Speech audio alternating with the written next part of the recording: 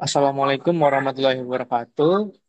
Kepada Ibu Suci selaku dosen mata kuliah keperawatan dewasa yang kami hormati dan teman-teman yang kami banggakan.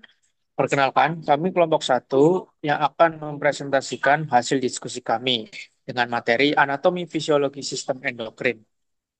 Kami beranggotakan saya Abdurrahman Siddiq Laharid, ada Aifi Nuryana, Agustina Indri Wisesa, Aistika Vanessa Fajri, dan Aisyah Ramadhani. Baik, selanjutnya giliran kelompok untuk mempresentasikan hasil diskusinya. Kepada anggota kelompok, saya persilakan. Baik, yang pertama ada pengertian sistem endokrin. Sistem endokrin adalah sistem yang terdiri dari berbagai kelenjar atau jaringan yang tersebar di seluruh tubuh. Kelenjar dalam tubuh memiliki dua fungsi utama, yaitu sebagai kelenjar eksokrin dan kelenjar endokrin. Kelenjar eksokrin mengeluarkan zat langsung ke saluran yang mengarah ke daerah sasaran, seperti kelenjar keringat dan kelenjar lakrimar. Sementara itu, kelenjar endokrin melepas hormon langsung ke dalam darah atau limfa tanpa melalui saluran khusus, sehingga hormon tersebut dapat mencapai jaringan target di berbagai bagian tubuh. Selanjutnya ada kelenjar hipotalamus. Hipotalamus terletak di bagian tengah area diensefalon otak. Meskipun merupakan bagian dari otak, hipotalamus berperan dalam sekresi berbagai hormon. Dua kelompok hormon utama yang dihasilkan hipotalamus adalah hormon pelepas dan hormon penghambat. Hormon-hormon ini berfungsi untuk merangsang atau menghambat sekresi hormon dari kelenjar piutari anterior.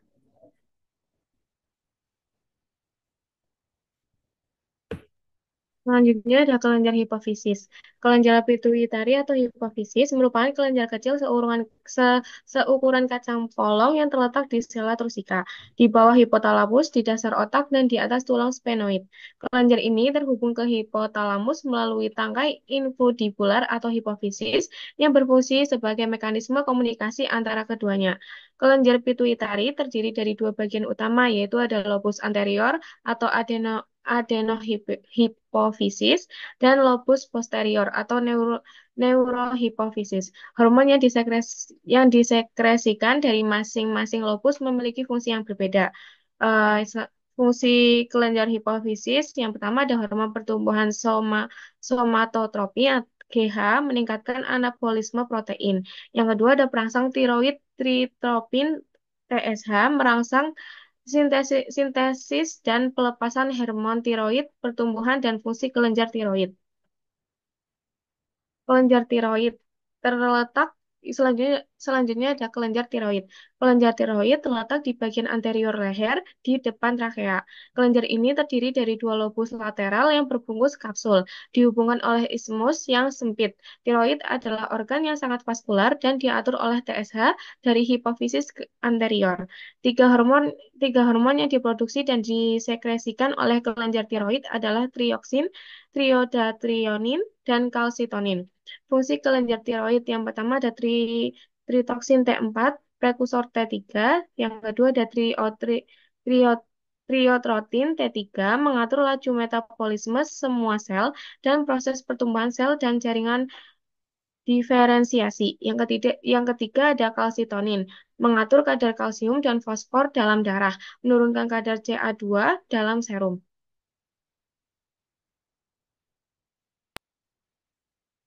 Selanjutnya ada kelenjar paratiroid.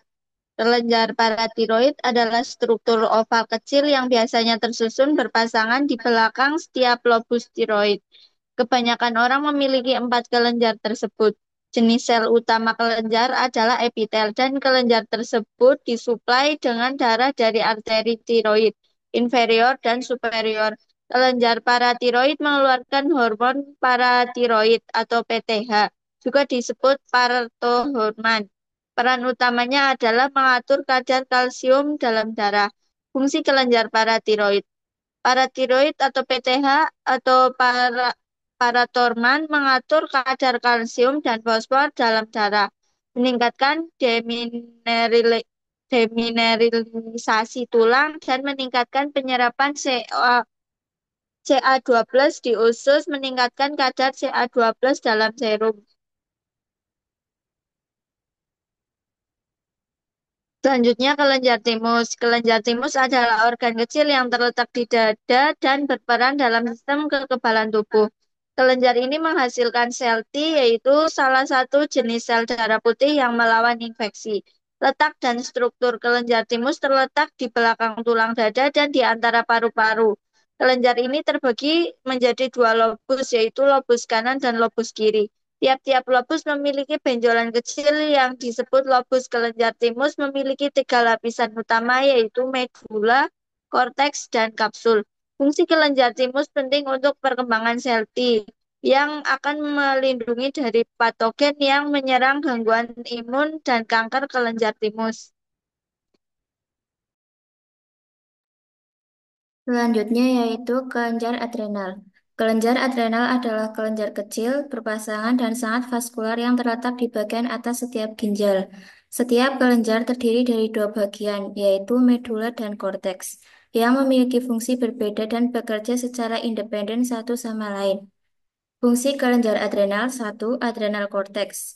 Glukokortikoid atau kortisol meningkatkan katabolisme karbohidrat, protein, dan lemak, menghambat peradangan. Kemudian mineralokortikoid atau aldosteron cenderung meningkatkan retensi natrium dan ekskresi kalium.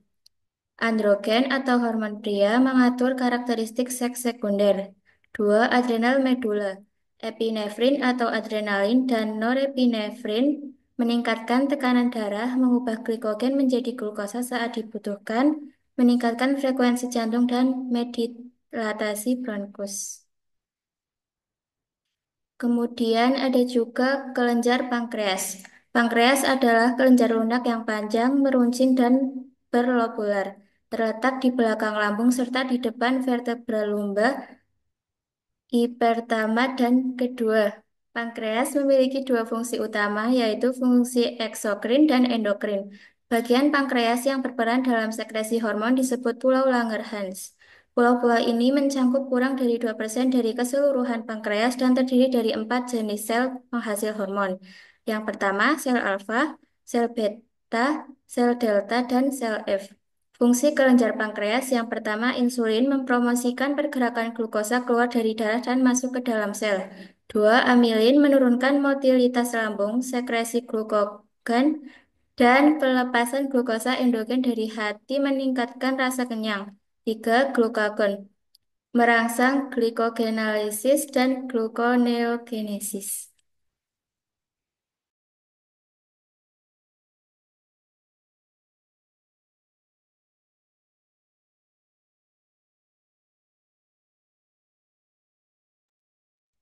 Selanjutnya adalah kelenjar ovarium. Ovarium merupakan kelenjar berbentuk buah kenari terletak di kiri dan kanan uterus di bawah tuba urin dan terikat di sebelah belakang oleh ligatum flatum uterus.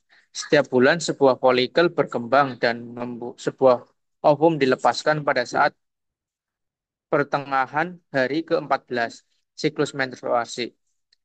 Ketika dilahirkan, wanita memiliki cadangan ovum sebanyak 100.000 buah di dalam ovariumnya. Fungsi kelenjar ovarium yaitu estrogen, merangsang perkembangan karakteristik seks sekunder, persiapan rahim untuk pembuahan dan perkembangan janin, merangsang pertumbuhan tulang, memelihara lapisan rahim yang diperlukan untuk keberhasilan kehamilan. Lalu selanjutnya adalah kelenjar testis. Kelenjar testis adalah organ reproduksi pria yang terletak di dalam skotrum atau patung buah zakar yang berfungsi sebagai penghasil sperma untuk reproduksi dan hormon testosteron yang penting untuk perkembangan karakteristik seks sekunder pria seperti suara yang lebih dalam, pertumbuhan rambut tubuh, dan peningkatan massa otot. Testis terdiri dari jaringan yang mengandung tubulus seminiferus, tempat sperma diproduksi. Fungsi kelenjar testis yaitu testosteron, yaitu merangsang perkembangan karakteristik seks sekunder spermatogenesis. Kesimpulannya adalah sistem endokrin dalam kaitannya dengan sistem saraf, mengontrol dan memadukan fungsi tubuh. Kedua sistem ini bersama-sama bekerja untuk mempertahankan homeostatis tubuh. Fungsi mereka satu sama lain saling berhubungan, namun dapat dibedakan dengan karakteristik tertentu. Sistem endokrin memiliki fungsi untuk mempertahankan homeostatis, membantu mengekskresikan hormon dan hormon yang bekerja dalam sistem persarafan, mengatur pertumbuhan dan perkembangan, dan kontrol perkembangan seksual serta reproduksi.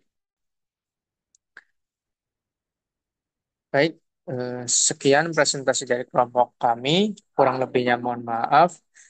Wassalamualaikum warahmatullahi wabarakatuh.